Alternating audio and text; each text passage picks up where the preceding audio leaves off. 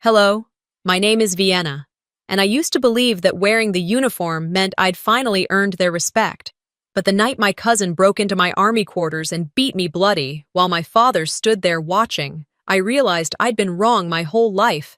They didn't just ignore me, they rewrote my story, erased my medals, called me unstable behind my back. They burned my mother's letters. They gave my commendation to him, and when I finally stood up for myself, they called it betrayal. Was it ever really about honor? Or did they just need someone like me to stay quiet so the lie could keep marching forward? Do you want to know what silence costs? And what truth sounds like when you finally say it out loud? The hall smelled of polished wood and brass polish, the kind of scent you only notice when you're standing in dress uniform, waiting for a microphone.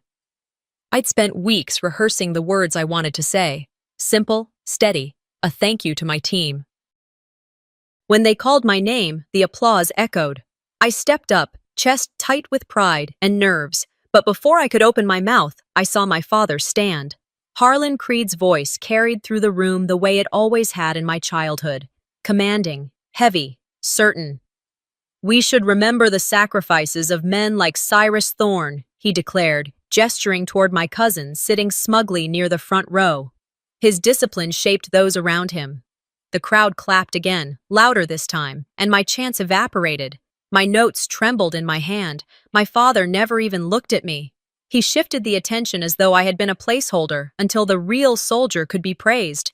I smiled thinly, nodded, and stepped back. Outwardly calm, inside I felt the same hollow sting I had known since childhood, the sting of being erased. When the ceremony ended, I moved quickly toward the exit. People shook Cyrus's hand, patted my father's shoulder, and hardly noticed me slipping away. I walked across the base, heels of my shoes sharp against the concrete. The cool North Carolina evening pressed in. My barracks room felt smaller than usual when I unlocked the door. I closed it behind me quietly, set my cap on the desk, and hung up the uniform jacket as carefully as if it were made of glass. Every ribbon pinned to that fabric carried a weight, but tonight, they felt like ornaments on a borrowed coat. Sitting on the edge of the bed, I stared at the ceiling and thought back to years earlier. School competitions where I'd brought home a medal only to be told it was cute, then watching Cyrus win a lesser trophy and be treated like a conquering hero. Some patterns never changed. I pulled out my journal, the one habit I'd kept from deployments overseas. Writing steadied me. I put down a few lines about the ceremony, about my father's words, about the way the room had swallowed my voice whole. The sun slipped away. The bass grew quiet, the distant sound of boots on pavement fading until all I heard was the hum of the small lamp on my desk. I laid down, letting the pen rest on the open page. That's when it came.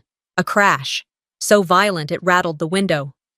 My door flew open, slamming into the wall. Cyrus stood in the frame, shoulders hunched, eyes bloodshot. His breath carried the sour reek of whiskey. He didn't wait for an invitation. He stormed in, shouting, spitting words between clenched teeth. "You think you can stand there and take what I built? You think you deserve to wear that uniform more than me?" I rose instinctively, heart pounding. "You need to leave, Cyrus, now." He laughed, a harsh bark. "You embarrassed the family. You've always been a fraud." The blow came fast, his fist against my shoulder, forcing me back into the desk. Pain shot down my arm, and the journal scattered to the floor. I tried to push him away, but his size swallowed mine. Another strike landed against my ribs. The air rushed out of me. I gasped, vision swimming. And then, through the blur, I saw movement in the doorway. My father. Harlan Creed stood there, arms folded loosely across his chest, eyes locked on us. He didn't shout. He didn't step forward. He didn't even blink. "Dad." The word caught in my throat. Cyrus drove his knee into my side. My legs buckled. I fell to the floor, tasting iron in my mouth. My body screamed, but my mind screamed louder. "He's watching. He sees this." "Say you're nothing," Cyrus roared, grabbing my hair, pulling my face up. I searched my father's expression, begging for some sign of intervention, but his face stayed cold, unreadable. The silence from him burned deeper than the bruises already forming on my skin. Another blow split across my cheekbone. My body gave way. The journal pages crumpled beneath me. I dragged myself an inch, another inch, toward the small green radio by my bed, the emergency unit every soldier kept. My ribs protested with each breath, but I pressed the code switch 3 times. The device beeped faintly, a signal racing out across the base. Cyrus, consumed by rage, didn't notice. He shouted over me, his words like venom. "Nobody will believe you! Not them! Not the army! Not even your own father!" And still my father remained at the doorway, motionless. Then, in the distance, I heard it, the rising wail of military police sirens. Cyrus froze for a moment, eyes darting. "This isn't over." He shoved me down, spun, and bolted out of the room. I turned my head just in time to see my father step aside, letting him pass. Not a word, not a hand raised, just a quiet, steady departure. The silence pressed on me like a second assault. I lay there, chest heaving, until the MPs burst in. Their voices overlapped. "Soldier down! Get her stable! We need medics!" Hands lifted me, strapped me onto a stretcher. The fluorescent lights of the hallway blurred into streaks. I felt cold steel beneath me, the weight of bandages being wrapped, but the only thought I could hold on to was simple, sharp, unrelenting. He saw it. He saw everything. And he turned away. I closed my eyes, not from exhaustion, but from disbelief. Blood, bruises, broken bones, none of it hurt as much as the truth of that moment. If that wasn't enough for him to step in, what would ever be? I wasn't ready to fight back then. But I am now. I opened my eyes to the soft rhythm of beeping monitors and the sterile scent of antiseptic. The ceiling was pale, colorless, like the voice I'd used during deployment debriefs, flat, professional, void of anything human. My arm throbbed beneath the weight of a thick sling, and when I tried to shift, a sharp ache shot through my ribs, reminding me that the night hadn't been a dream. But it wasn't the pain that settled hardest. It was the echo of silence, my father's silence. He stood there. He saw Cyrus break me, and he chose nothing. I blinked slowly, adjusting to the fluorescent light above. A nurse came in, glanced at my vitals, then offered the kind of practiced smile reserved for those who knew too much to ask questions. "You're stable," she said softly. "The MPs filed an initial report. You'll be briefed later today." I nodded once, barely. She placed a white envelope on the tray beside me before stepping out. No return address, no emblem. Just my name, scrawled in ink that looked like it belonged to a legal office rather than a hospital. I didn't open it right away. My hand hovered, uncertain if I was strong enough to read what I already suspected. I reached for it anyway. The letter was clinical, cold. Notice of temporary suspension pending psychological evaluation. The justification? Recent indications of emotional instability and questionable field conduct. My heart pounded louder than any battlefield explosion I'd ever heard. At the bottom, under supporting statements, was my father's name. I dropped the paper. He hadn't just stood by. He'd added his name to the lie. I sat frozen for a long time, letting the silence fill in the blanks. I didn't cry. That kind of reaction would have made the report feel more accurate. Instead, I stared at the wall across from me, trying to recall the last time I believed my father had my back. And then my phone lit up. A message from my cousin Marcy, quickly retracted. But not before I saw the preview, a screenshot from a family group chat I hadn't been part of in years. My stomach twisted as I opened it. The thread wasn't long, but every word sliced deeper than the last. She always had a flair for drama. Maybe she hid herself. Wouldn't be the first time she exaggerated. She's unstable, like her mother was. And then I saw it. A thumbs up emoji from my father. Not even a sentence. Just a symbol that said everything. I stared at the screen until it blurred. It wasn't the insult that stung. It was the confirmation. What I feared was true. He never believed me. He never even tried. My hand shook as I held the phone, thumb hovering over the call icon next to his name. I pressed it. One ring. I hung up. Whatever part of me had still hoped for an explanation, a confrontation, even a cowardly excuse, it died in that second. I lay back, trying to breathe evenly despite the pressure in my chest. Not from the broken ribs, but from the truth finally settling in. A knock interrupted the spiral. A nurse stepped in. "You have 5 minutes if you're feeling up to it. Legal wants to confirm your version of events." My version. I wanted to laugh. There was the truth, and then there were the narratives people build to protect themselves. And my father, he was a master builder. I didn't speak much during the interview, just the basics, facts, times, locations, no opinions, no emotion. After they left, I scrolled through old photos on my phone. Not of war zones or medals, but of a much younger me. ROTC competition, first in the region. I still remembered the smell of cut grass and sunblock. I'd stood there with my ribbon, scanning the crowd for my father's face. He never came. Said he had work. Said it wasn't a big deal. It always wasn't a big deal when it was me. Later that evening, a nurse brought me some fresh water and checked my vitals again. Her badge read Carla. She was older than most of the staff, kind eyes, firm hands. "You're quiet," she said. "You sure you don't want to talk to someone?" I looked at her. "I don't need a therapist. I need a record that doesn't get edited." She paused, lips pressed. "That's fair." She stood to leave but then turned back. "If you change your mind, the chaplain comes by Tuesdays." I didn't answer. That night, as the base quieted outside the medical wing and the hallway lights dimmed, I turned toward the window and stared at the shadows moving across the pavement. I knew what was coming. The family spin, the reputation management, the half-truths dressed up as honor. Cyrus wouldn't be punished. My father would be praised for trying to contain the fallout. And me? I'd be the soldier who cracked, the woman too fragile to handle pressure, the one with emotional instability. Unless I fought back, not with fists. That wasn't my way. I needed documentation. I needed proof. I needed allies who wouldn't flinch when it got ugly. A nurse stopped in briefly to check my IV. She looked tired, but kind. I asked her quietly, "Do you know who took my uniform? After the MPs brought me in?" She nodded. "Security has it logged." "Why?"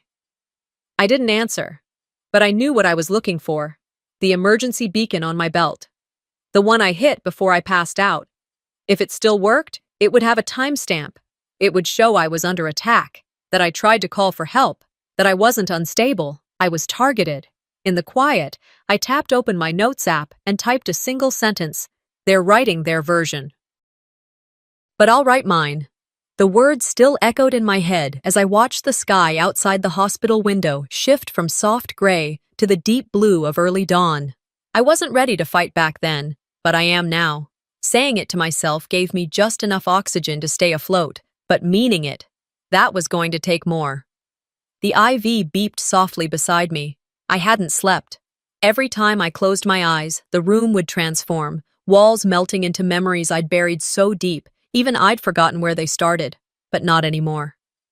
That morning, as the halls outside began to buzz with nurses changing shifts and carts rolling over linoleum, I leaned back into my pillow and let it happen. I let the memories rise like floodwater. The first time I knew something wasn't right, I was 10. I'd spent the better part of a Saturday afternoon trying to glue the wings of a model airplane without letting the propeller droop. My fingers were sticky, my bangs kept falling into my face. But I didn't care. I wanted my dad to see it. I wanted him to be proud. Harlan Creed sat at the table, thumbing through a military magazine, half listening. When I walked over and held out the plane with a hopeful smile, he barely glanced up. "You bent the rudder," he muttered. "I can fix it." He shook his head, sighing like I'd handed him a broken promise instead of a plastic model.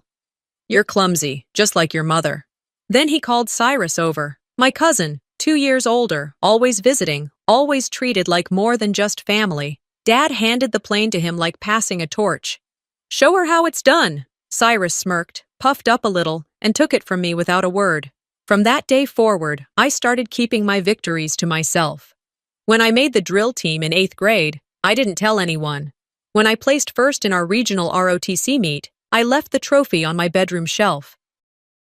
It collected dust next to the framed picture of my father pinning a ribbon on Cyrus's chest at a high school banquet. I wasn't in the photo. I wasn't even invited. Cyrus always wore the uniform like it was designed for him. Me? I wore it like armor. I remember one family barbecue, right after we both started basic. Cyrus showed up in full ROTC gear, polished to the point of blinding. My dad couldn't stop talking about him, his leadership, his posture, the way he carried Creed blood with honor. I was in uniform too, not that anyone noticed. Not bad for a girl, someone muttered behind me as I reached for a soda. I didn't turn to see who said it. It could have been any of them. It didn't matter. What I do remember is the way my father clapped Cyrus on the back and said, "This one, he's going to make the family proud." Funny how some words stick harder than bruises. I had tried to earn that pride. For years, I ran faster, studied harder, volunteered for every difficult rotation. I stitched up wounds in sandstorms, dug foxholes through heat stroke, and memorized medical procedures while bullets tore through the air overhead. But none of it erased what my father already decided. I was a placeholder until a real Creed came along. It wasn't until our first overseas deployment that things started to shift. Cyrus had been assigned to lead a field exercise. Nothing major, just basic patrol formation and evac simulation. But he panicked. A loud crack from nearby sent him diving for cover, leaving half the unit exposed and 2 new recruits without direction. One of them fell, dislocating his shoulder and breaking 2 ribs on the way down. The other froze, unable to move. I was nearby, not even part of that unit, just off shift. But I saw it. I rushed over, redirected the rest of the team, secured the perimeter, and started triage right there in the dust. No time to wait. I relocated the dislocation, stabilized the ribs, and ordered the medevac myself. We filed our reports. Mine was clinical, exact. I noted every misstep, not out of spite, but because that's what the record demanded. The next day, I got called into the base commander's tent. "You don't need to name names," he said, looking directly at me. "You can reword the report." I remember blinking. "Sir?" He leaned back, laced his fingers together. "We don't want to destroy anyone's career over one bad call. Family reputation, you know. Let's protect each other." I knew what he was saying. Cyrus's name never made it into the final document, but my actions did, sort of. When the quarterly commendation list came out, there was my name, one line. Exemplary response under pressure. No story, no detail, no truth. Meanwhile, Cyrus got reassigned to a quieter post, then came back later with a story about testing field strategies under duress. No one questioned it. Why would they? That was the moment I stopped believing in the idea of fairness in uniform. Now, lying in the hospital bed, that old frustration crawled back under my skin like a thorn. I grabbed my tablet and opened my personnel file. I scrolled until I found the field report from that deployment, the one I had written myself. It was different, sanitized, shortened. The names were gone. The incident condensed into 3 sentences, ending with a vague, team response successful. My name was mentioned once, as one of multiple responders. They'd edited me out of my own history. I set the tablet down and let my hand rest on my stomach, breathing through the ache in my ribs. They'd been rewriting my story since I was 10. Well, not anymore. I gave them a choice. I hoped they'd choose wisely. Turns out, hope is just the polite word we use when we're too tired to say we expect the worst. It was just after 7 a.m. when I stepped out of the medical wing.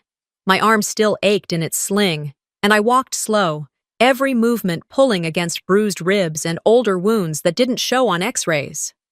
The base felt different, not quieter, but sharper. People didn't avoid me, not exactly. But I noticed who didn't meet my eye, who took the long route around the hallway, who whispered just a little too loudly when they thought I was out of earshot. They weren't looking at me like a victim. They were looking at me like I'd disrupted the order of things. That's how I knew the story was working, their version of it. Around mid-morning, I stopped in the base's common area, not because I had business there, but because it gave me line of sight on faces. Not names, not titles, just reactions. I sat in a corner booth with a lukewarm cup of coffee, letting my fingers tap quietly against the ceramic. The tension sat in my shoulders like sandbags. Then, Diego walked in. He was barely 20, skinny, too polite for his own good.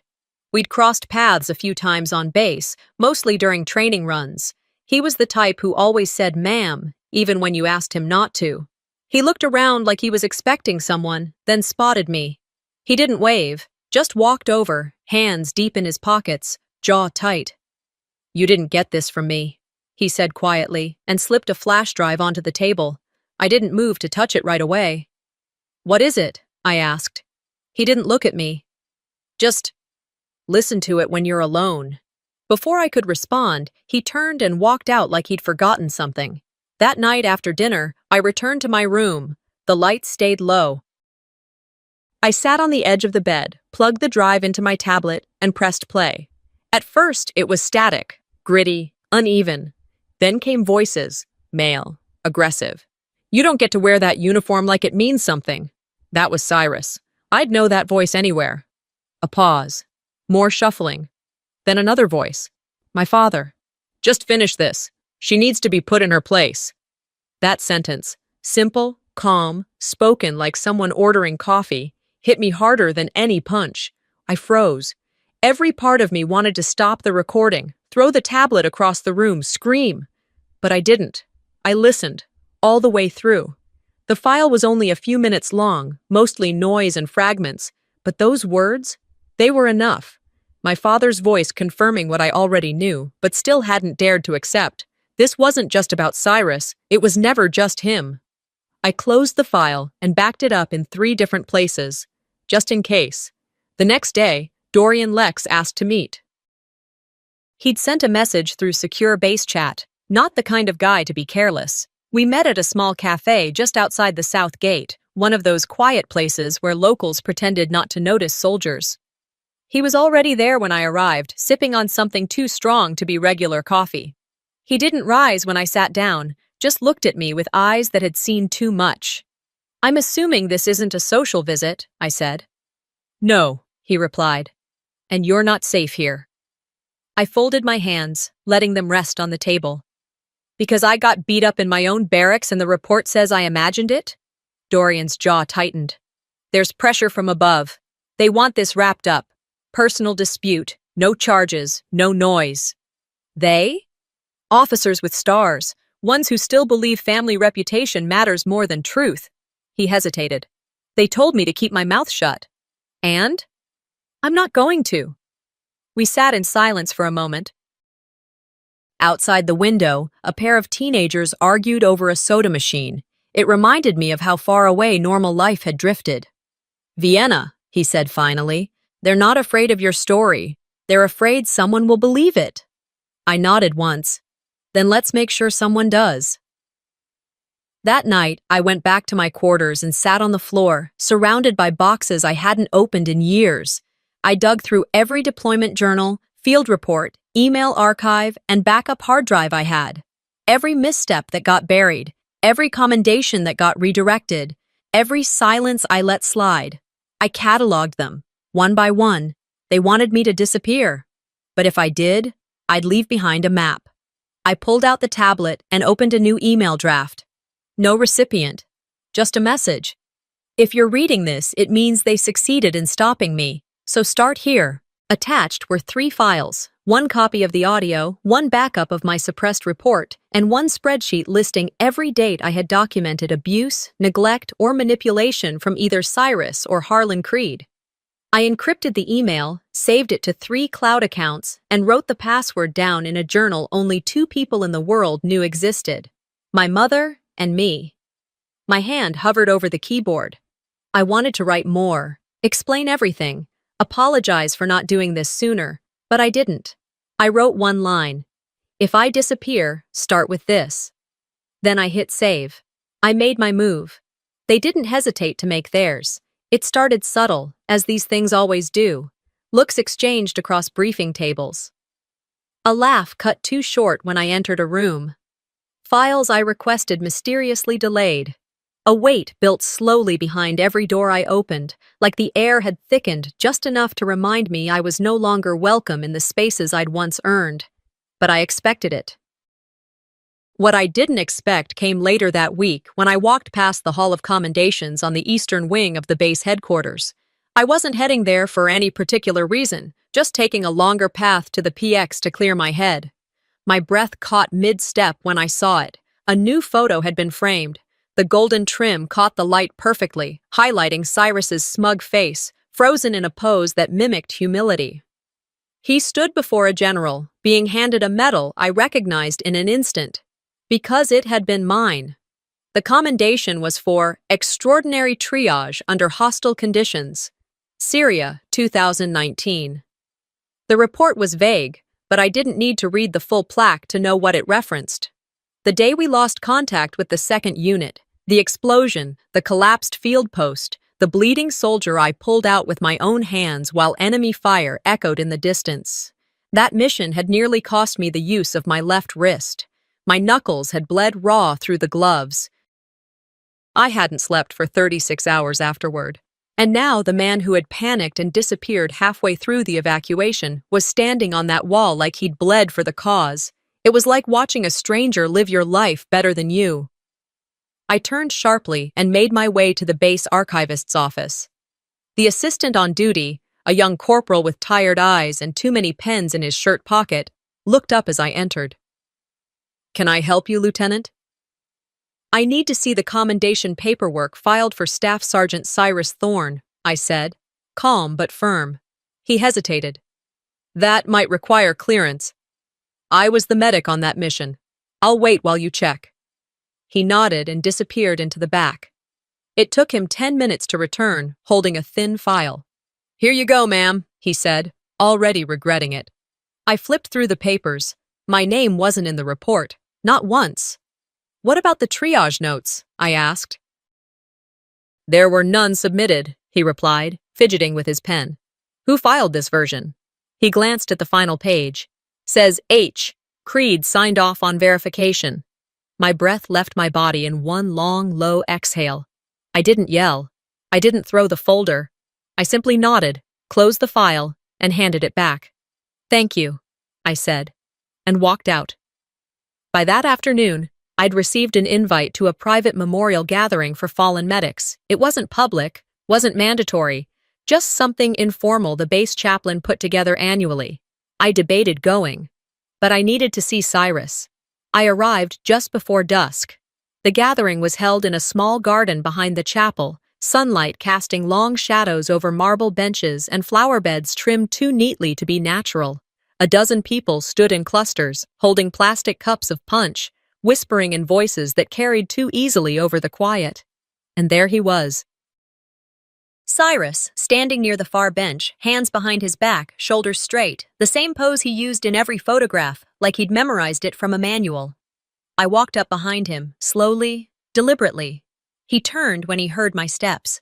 "You know," I said quietly, "the problem with stealing something that doesn't belong to you is you never quite know how to carry it." His lips curled, but not into a smile. "Still making everything about yourself, huh? You mean like when I dragged 2 men through blood-soaked gravel while you were hiding behind a Humvee?" He rolled his eyes. "You've always been dramatic. And you've always been afraid someone would notice you were average." He stepped closer. "Look around, Vienna. Nobody cares about who did what anymore. They care about the version that makes sense. And I make sense." I tilted my head slightly. "You think history is just who tells the story loudest?" "No. It's who tells it first." I leaned in, close enough that he flinched. "You can lie to them all you want, but you know who saved those men, and so do I." He shrugged. "No one remembers what they don't see." I didn't blink. "You just did." I left him standing there, the shadows swallowing him as the sun finally dipped. Back in my quarters that evening, I opened the audio message app on my phone. I recorded my voice, steady, even, free of anything that could be called emotional. "To Harlan Creed and Cyrus Thorne," I began. "I won't be quiet anymore. I won't wait for apologies. I won't rewrite my history to make you feel comfortable. If you come for me again, come with a lawyer." I attached the voice file to a secure thread I'd created earlier. one that also contained copies of the altered commendation reports and photos of the original triage wounds taken the day after Syria. They wanted a fight. They were going to get one. The message showed as read within minutes. No reply came, but that was enough. I closed the laptop and let myself feel something new. Not grief, not rage, but clarity. Let them feel what it's like to be watched. I made my move. They didn't hesitate to make theirs. The news clip aired at 6:43 p.m., right in between local sports and the weather forecast. Subtle placement if you wanted just the right people to catch it without looking like you were pushing an agenda. A calculated whisper, not a shout. I had just returned to my room from the conference, still in uniform, my badge for the regional military medical event tucked into my chest pocket. My heels were off, and the skin behind my ears ached from the pressure of my hair pulled back too tightly all day. I didn't even know the interview was coming. The anchor's voice caught my attention mid-sentence. Accusations made anonymously, threatening the careers of decorated military personnel. And then came his face. Cyrus Thorne, polished, calm, sitting in the familiar frame of the local studio set, the blue curtain behind him rippling slightly in the AC breeze. He wore a crisp collared shirt, not the uniform, civilian clothes. Casual, trustworthy. "I won't speculate," he said, voice smooth like someone reading from a teleprompter. "But it's dangerous when people allow personal vendettas to bleed into official records, especially when those records can ruin the reputation of real soldiers doing real work." The host, a man I'd seen anchor July 4th parades with way too much flag lapel pin enthusiasm, nodded sympathetically. "There are always two sides, Sergeant Thorne." "There are," Cyrus agreed, leaning forward slightly. "But the louder side isn't always the honest one." I stared at the screen. He didn't use my name, of course. That would have been too direct. But he didn't have to. Unstable, angry, unfit. That's what he called me, just not with those exact words. Just enough suggestion to ignite every rumor waiting to spark. I sat back slowly, the ache in my shoulders flaring again. I should have known he'd go there. I should have known he wouldn't come back at me with fists this time. Now it was image against image, narrative against narrative. I didn't cry. I didn't throw anything. I turned the television off and let the silence fill the room again. Then I got to work. I didn't fight back publicly. That wasn't the play. Not yet. Instead, I opened a private, encrypted thread I'd started the week prior. A quiet conversation with a network of women I'd met during deployments, in hospitals, in after-action reports, medics, intelligence officers, military spouses, some retired, some still active. Each one of them had a story. None of them had felt safe enough to tell it, not where it counted. Until now, I spent the next 4 hours typing. I didn't write mine first. I started with theirs. I removed names, sanitized dates, altered ranks just enough to protect identities, but not enough to make them unrecognizable to the right eyes. Assault, intimidation, gaslighting, paperwork, errors, transferred complaints, promotion blocks. Injuries rewritten as accidents. It was a language of silence, and we all spoke it fluently. Then, when the file was long enough, when it looked more like a pattern than a collection of isolated events, I added my piece, just a few paragraphs, clean, controlled, no adjectives, no bitterness, just data, time, place, action. I labeled it Field Notes, Internal. And then I sent it to a reporter I trusted from a national military watchdog group. We'd crossed paths once during a press briefing overseas. She was sharp, soft-spoken, the kind who listened more than she talked. The message was short. No names, just read, then decide. She responded an hour later. "This is bigger than you think." I shut my laptop and leaned back, my body finally catching up to the weight of the last 3 weeks. In the morning, the anonymous story ran on their site, buried deep enough to avoid notice, but placed smartly for those who knew where to look. It didn't explode. It didn't go viral. But it started a tremor. 2 more women added stories in the comments section, then 5. Then one post was shared to a private forum for female veterans. The conversation had started. And something else began to shift too. At the chow hall, someone nodded at me.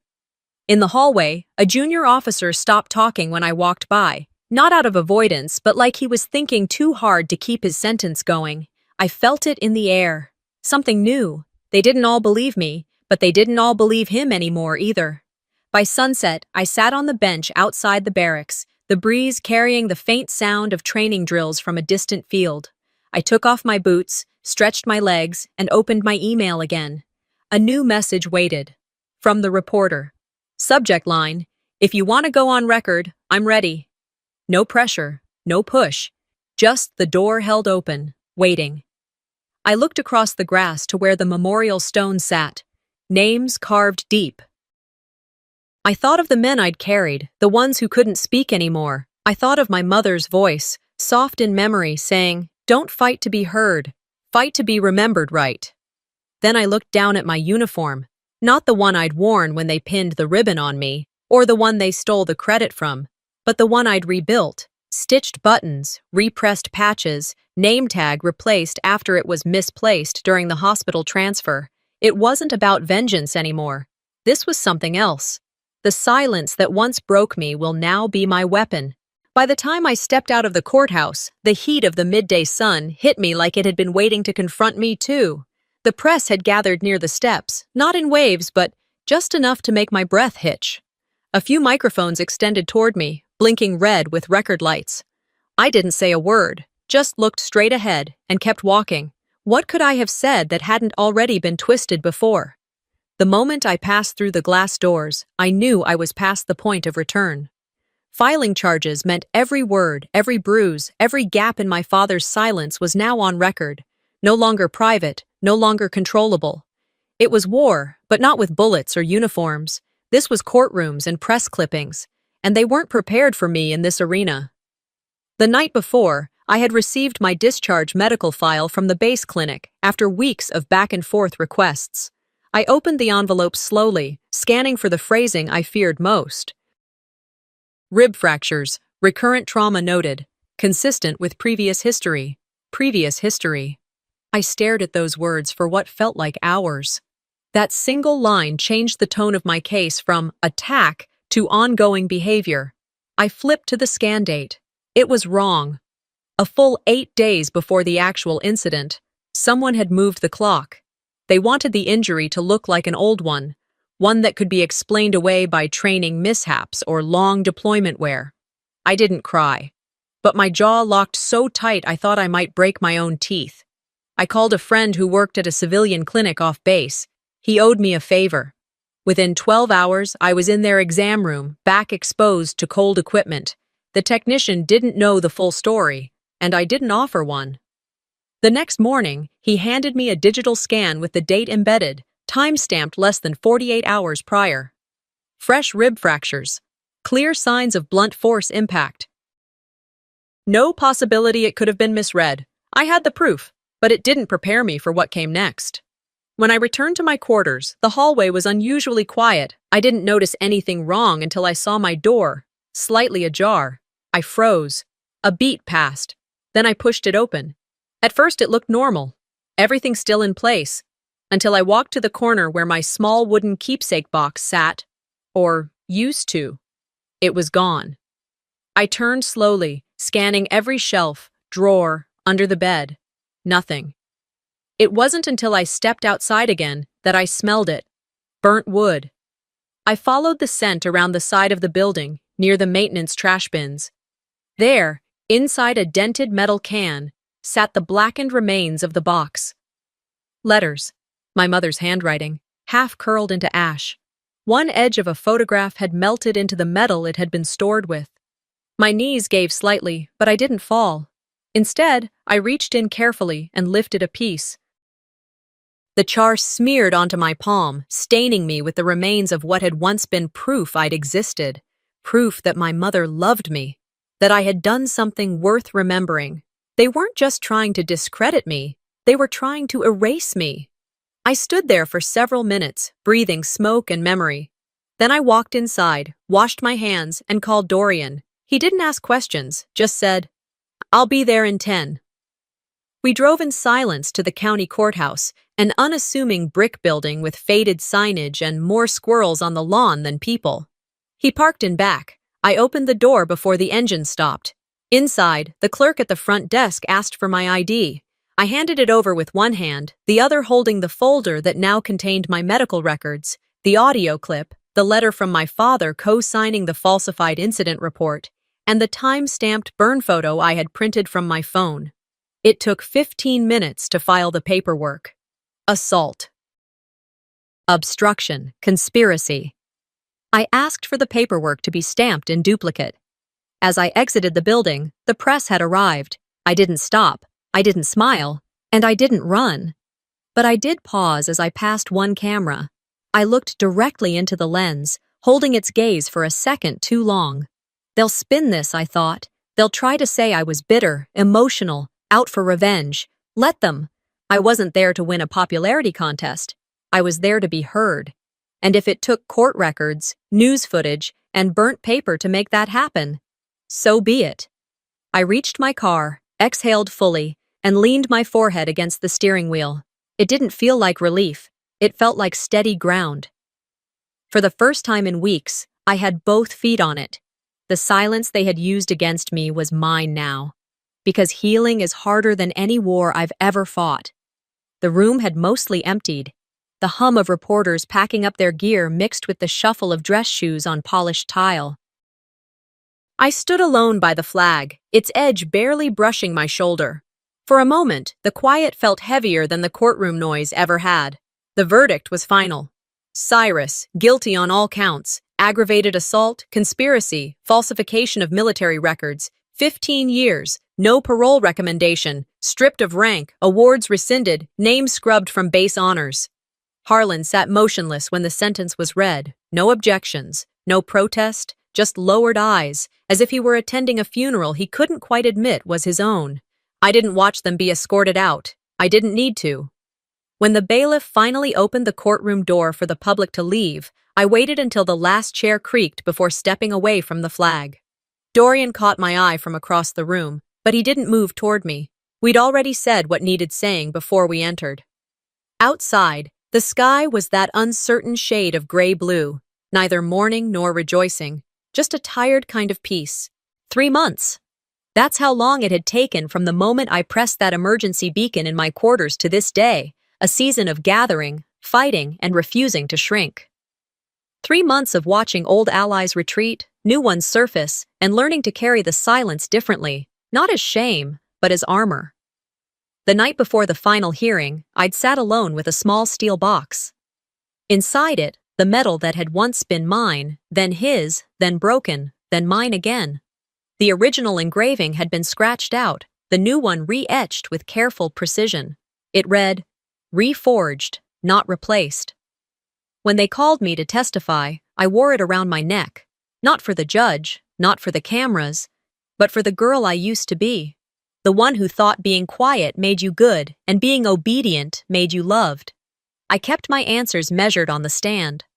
When asked to confirm my father's identity, I spoke clearly, yes, and I no longer call him mine. You could feel the air shift. A quiet ripple, as if the walls themselves needed a second to absorb it. When the prosecutor asked if I had anything more to say, I opened the box and held up the medal. "Some things break," I said to the jury. "Others, we reforge. That's who I am." Afterward, one of the press officers muttered, "That was a headline before the ink dried." I didn't care. Let them write what they needed to write. I'd already written mine. The real moment came later, in a hallway outside the courtroom. A woman I didn't recognize approached me. Civilian clothes, no badge, carrying a child on her hip. She didn't introduce herself. She just said, "Thank you," and then added, "He did the same to me, but I couldn't say it." I nodded once. She didn't need to explain. We all have ghosts. Mine just wore uniforms. Back at my apartment that night, I stood in front of the mirror with my blazer still on, collar slightly turned. I hadn't eaten all day.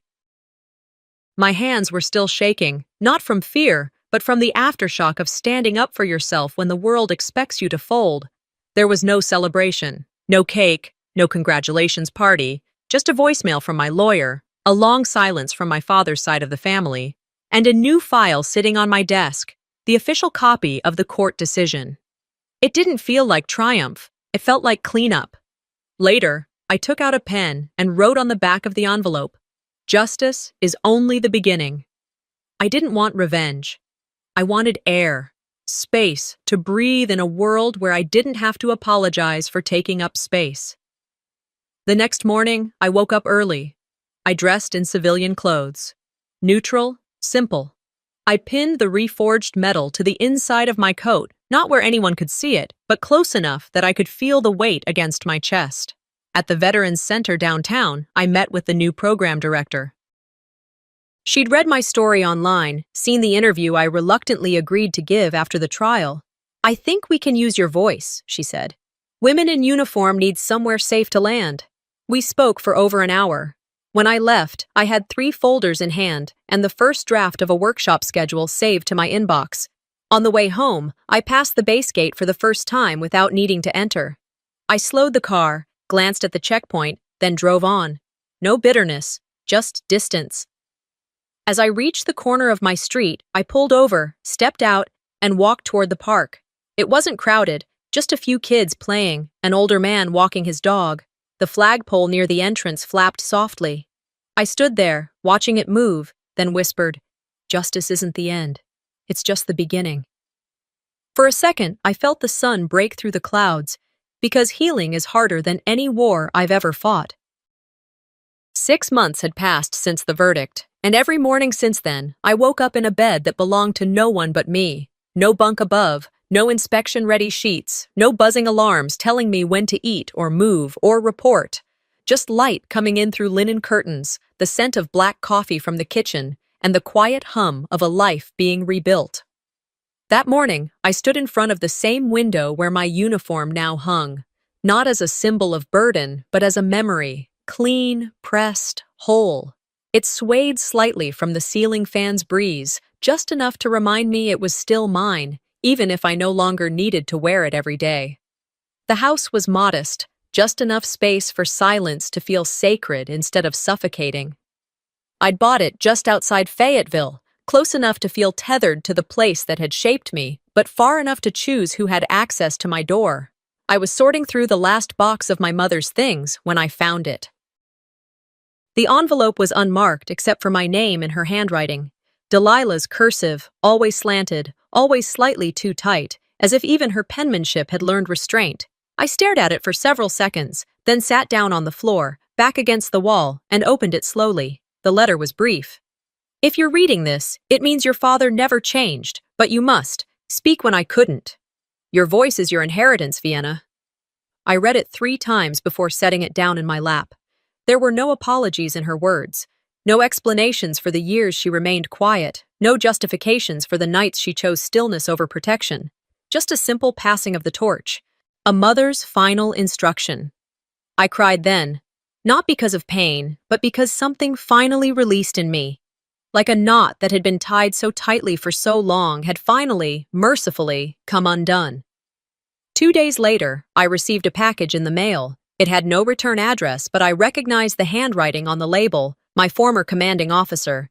Inside was a manila folder. When I opened it, I found the original report from Syria, the unedited one. My name was there, bold in ink, beside the words, "Primary Medical Responder, Stabilized under Hostile Fire, Saved 2 lives. At the bottom, it had his signature, dated, sealed, notarized. It wasn't just validation, it was restoration. I didn't send it to the military press. I didn't post it online. I just scanned it, saved a copy, and slipped the original into the drawer beside my bed.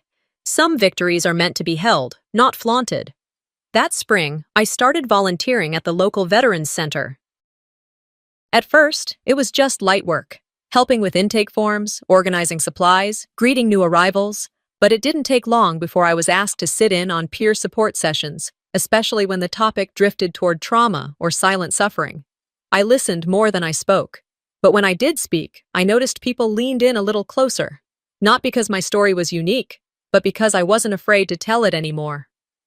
Eventually, I began a small group just for women. No titles, no ranks, just a circle of chairs, some coffee, and a promise of no judgment. We called it Bravo Echo, a quiet nod to our shared battlefield, being heard.